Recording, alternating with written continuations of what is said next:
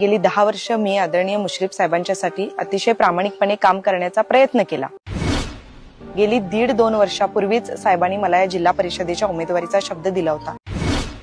नेहमी निर्णय घ्यायची वेळ येते तेव्हा आमच्या पदरी पिढ्यानपिढ्या निराशा का पडते की फक्त आम्ही झेंडा घ्यायचा एवढंच आमचं काम आहे का? आम्हाला नेते मंडळी कधीच कुठला स्थान देणार नाहीत का? नमस्कार, मी सौ शीतल रोहित फराकटे। गेली 10 वर्ष राष्ट्रवादी काँग्रेस पक्षासाठी काम केलं। गेली 40 वर्ष आमची मागची पिढी आणि गेली 10 वर्ष मी आदरणीय मुश्रीफ साहेबांच्यासाठी अतिशय प्रामाणिकपणे काम करण्याचा प्रयत्न केला।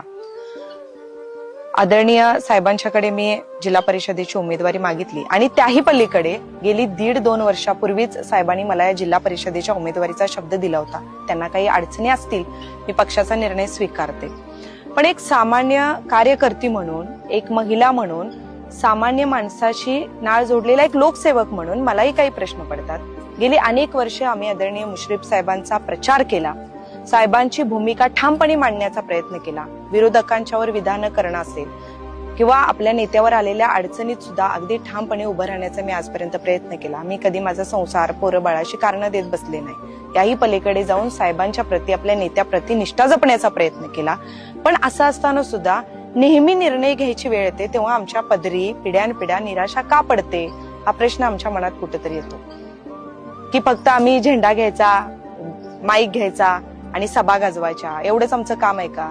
सर्वसामान्यांच्या पर्यंत पोहोचून काम करण्यासाठी आम्हाला नेते मंडळी कधीच कुठला स्थान देणार नाहीत का हा प्रश्न आमच्या मनामध्ये येत असताना आज या ठिकाणी या माध्यमातून मी सांगू इच्छिते की माझी लढाई कुणाच्याही विरोधात नाही, पण माझी सगळी सर्वसामान्य जनता असेल, माझा युवक युवती वर्ग असेल, शेतकरी वर्ग असेल, वंचित बहुजन समाज असेल, माझ्या माय माऊली सगळ्या असतील, त्यांच्यासाठी काम करण्यासाठी आणि एक विकासात्मक धोरण त्यांच्या समोर घेऊन जाण्यासाठी आज या ठिकाणी जिल्हा परिषदेची ही निवडणूक मी स्वतंत्रपणे लढण्याचा निर्णय घेतलेला आहे।